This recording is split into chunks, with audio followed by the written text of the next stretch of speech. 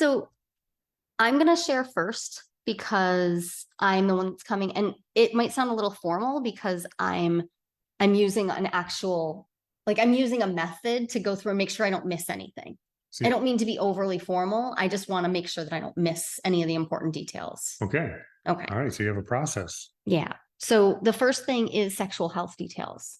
So right off the bat, I want to disclose that I have HSV2, which means I have herpes, but I have it under control. And when I say under control, what I mean is I know my symptoms. I know when I feel my symptoms, and I never engage in sexual contact when I'm having symptoms. And I take a suppressant as well. So that's how I handle that. I have a recent panel that won't even show the HSV2 because they don't currently test for it, but I wanted you to know that anyways, so you can think about that. My other panels are all clear, and here I'll show you. They're about 3 months old now, and I haven't had any new partners since then, but I have 3 other partners that I practice protected sex, and to be honest, some unprotected oral sex with as well. Meta question. So in that situation, you just pointed out your other partners. So, I mean, immediately I think, so how recent are their tests? Yeah. So I have 2 of my partners get tested at the same time as I do every month. We just like, or every 3 months, we just do that around the same time. But one of them only gets tested like once a year, because they don't have health insurance, and they're not like, so they're not great about that. But their only partner is me, so they feel less risk averse about that. Okay. Well, here's my panels. They're clean. They're a little bit older than yours. They're like 4 months old, and I haven't engaged with sex with anybody but my anchor partner, who gets tested quarterly and has been tested since I was, and is also clean. Can I bring something Is up? also everything Yeah. came back negative. Can I bring something up? Because that really triggered me. Yeah. Okay. I'm feeling a way about you using the word clean. I am feeling that too. I said that word, and that is a mistake. I'm feeling a word. I mean, because I just told you that I have something that's, I mean, I take a suppressant for it, but let's be real. It's not curable. Yeah. I did not mean to. And I know that word, like I feel all heat contains, right, that word contains judgment. I didn't intend the judgment. That was sloppy language, because what I meant was all the things they tested for were negative. Did they test for HSV2? They did not test for HSV2. So you don't even know. So I don't know. Okay. Yeah, I think I need a second just to regulate. Okay. This comes up all the time. The STI panel piece of this. So stepping out of the role play, it is really common for people to use words like clean and dirty. It is really common for people to fall into habits of saying like, oh, I'm all good. So as best we can, work to address that in your language. And I encourage you to name it. Name it as soon as it comes up.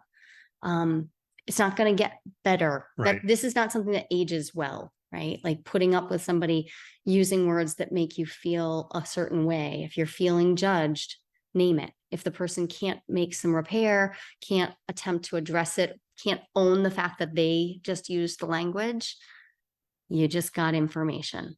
That information is useful. And I'll point out that I'm reviewing our back and forth just then, and I don't think I apologized. Right. And so she told me that she was triggered, that she was feeling a way. It was clearly a problem for her, and it was something I didn't intend. That's time for an apology. And I blew right past it. Yeah. That's not like, At that point, I would expect her to be like, let's skip to D. We No. can skip to the decision point, right? But there in that interaction, she got a whole bunch of information about me already. I'm either sloppy with language or judgmental, and I don't pay enough attention to apologize when an apology is clearly needed. Yeah, it's not looking real good for you getting laid. Not really looking really good for me. And he practices these pretty regularly. So yeah. Okay. It's taking it seriously. These conversations remind me that all of this, like there's a person right there, and I don't know all of their history. I don't know all kinds of things, and I'm about to learn. Yeah. And I should be paying very close attention and being very careful. And so as we move to P, so I'm gonna talk about a bunch of language that I use to describe myself. And I know that we've already talked about some of this, but you know, I'm not totally comfortable sharing all of the things that I might that are all of my labels, my identities yet. I don't feel like we know each other well enough. Okay. So I'm a little nervous about moving forward with that. So one way for us to have this conversation is for you now to like you could switch and start first. But I know you don't know what to share here. So I'm going to go out on a limb and I'm going to go ahead and do some sharing, but I'm feeling tender. Okay.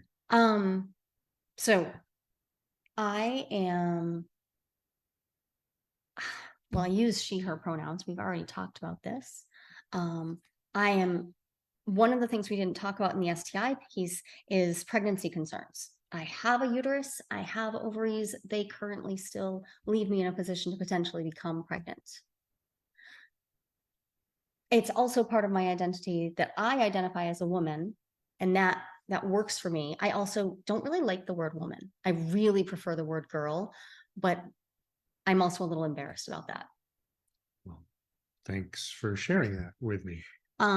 That's but while we're on the pregnancy thing too, while we're on the pregnancy, I'm not having any unprotected sex, like ever, with anyone new. Okay. And that means that I need you to wear condoms if you have a penis. Okay, I'll wear a condom. So I need to know that it won't be a big deal. And that you won't pressure me to do what I don't want to do.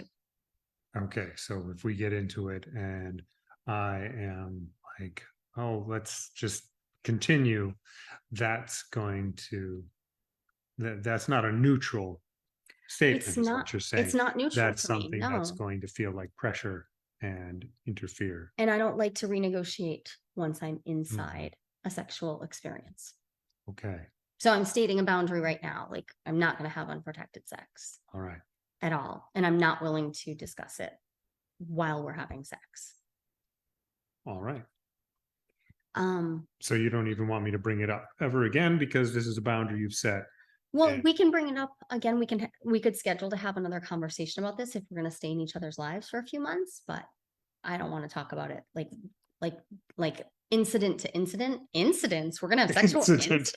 Yeah, it's better than accidents. But I don't want to talk about it every time, but we could talk about it again at some point. But like, I don't want this to be a thing where I have to keep proving to you that yes, I have a uterus, yes, I have ovaries, and yes, I still want you to wear a condom. And there are multiple reasons to do that. Right. I just don't want it to be an issue. Can it not be an issue? It cannot be an issue. You mentioned pregnancy, and this is, I'm watching what you're doing, and this is where I would say I have a vasectomy, but that doesn't, it also doesn't address, has nothing to do with the boundary that you just set. That's just information about me that at this point is kind of irrelevant. Okay. And you could choose to show me your actual vasectomy results. Oh, the results. Yeah, right. Yeah, I don't want to see the actual thing. I don't want to see the snip. Do you have anything you want to share about, I know your pronouns already. Do you have anything else you want to share about your identity, your vocabulary?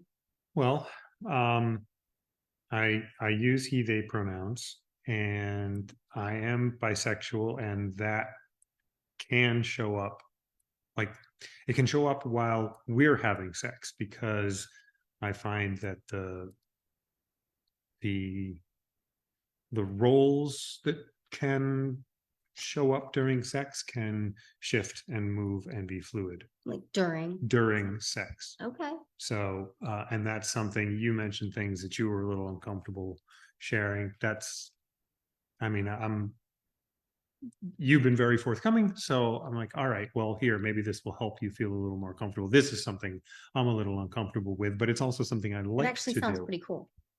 Okay, So great. that sounds Thank cool you. to me. So the next step is that we talk about agreements and like what relationships we're in. And I already mentioned to you, I mean, you knew I had other partners. So that's my current partner situation. Our agreements, the agreements that would like matter to you are I'm not available to live with anyone new. I know we're not talking about that, but I feel like I should just mention, like, I'm not looking to like grow my household. My life's complicated enough.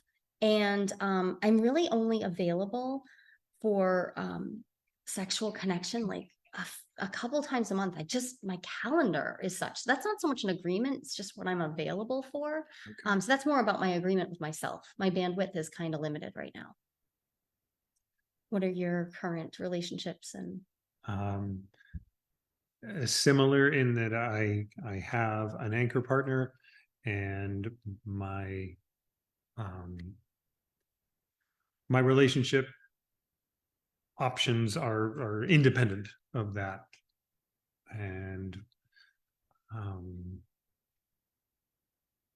are you available to negotiate agreements with me too? yes, Oh, yes. okay, cool. So as I say, independent, meaning that I have my own agency to enter into agreements with other people. Okay, cool. So the next one is where I always get stuck, which is like, what does it mean? Like, what would it mean emotionally for us to have sex? And I'll go first. Like, it it doesn't have to mean a ton for me, but it doesn't mean nothing either. And I find it a little hard to figure out how to even describe this. But it means I will want, like, I I do want to be cared about, or I don't want to bother. It's just not really worth it for me. Okay. So you're so does that mean you don't want a one night stand? Yeah, it pretty much means I don't like it, but I know it's tricky because like none of us know like where life will take us or anything, but I'm not looking for one night stand. Okay. And it would make me uncomfortable and I would feel used, honestly. So I'd rather you just told me now if that's what you're interested in so that we can just be like, great, this was awesome, this was fun, and it's just not for me. Okay. So I'm not looking for a one night stand either. So I'm emotionally available for deepening connection that can happen during or in the follow up of having sex. But if it isn't, it could end up being a one night stand, Yeah. That's where it's always tricky for right? me. I find that really tricky. Mhm. So I mean, we're gonna talk about this decision that we're making together, but I think it'll have a lot to do with the aftercare. So the last piece before we make a decision is the aftercare. Um, I know you can't guarantee anything, and I can't guarantee anything. I might be like, you know what, that actually isn't for me. But it matters a lot to me that you follow up with me and that you don't just like drop out like as if that never happened. So yeah, for me, I want to know that you're willing to chat like tomorrow and just like see how we each are, see how we're feeling. Okay. So And I it mean sounds actually like talk you're on the phone. I don't my what I really don't want is just a text saying like, cool, you're not what I'm looking for, bye. I'd like to at least talk. okay. So it sounds like you want a conversation. You don't want just a unilateral Yeah, I'm done yeah. without Yeah, some. just a conversation. I mean, I understand we're not making like Yeah. major promises to each other, but a conversation. Can you provide that, or would that feel like too big an ask? Because it's okay if it's too big an ask, but No, I can provide that. And So I can imagine a scenario where that aftercare happens immediately. I mean, sex is complicated, Mhm, and one or either one of us might be like, okay, that did not work, mhm. and we need to address this right away. But Yeah, you're saying as yeah, long as there's something, yeah. okay, yeah, I'm And for I that. and I really do. I like to hear from people the next day. So even though, yeah, we might talk about it tonight, I really would like to hear from you tomorrow. Okay, yeah, I can agree to that. Okay. Do you have any aftercare needs? This is often where people will be like, I have never considered What do you have this been thinking ever. after aftercare? Aftercare, I want to make it home alive. Um, I think I yeah, can promise that. I think. Okay. Well, I think that at this point it could go a bunch of different ways. No or yes. Um, but yeah, I think I would like to have a follow up. Yeah, that would feel good for me that there was some sort of acknowledgement that we're both people in the world, not just sex partners. It also feels like to me like maybe that would be new for you. So it might would it is it possible that you'll feel, I don't know, something, feel Yeah, a certain it way might about it feel tomorrow and then it feel might weird? feel awkward because it might feel like it's pressure to have a converse to like hold the conversation from a certain point of view that I might not have. Yeah. So could we agree to just chat tomorrow at 11 for like 10 minutes and like it doesn't have to be a big deal. We'll just talk and just see how that goes. Yeah, okay, sure. Okay. So it feels like we're kind of on the same page. So you wanna? Yep, there it is. There's the D. There's the whole thing. Yeah.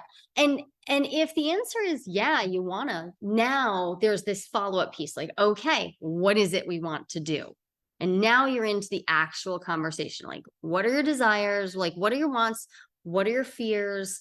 Where are your boundaries? This is where you set up your safe words. This is where you absolutely invite the conversation to deepen. And that can all be really sexy.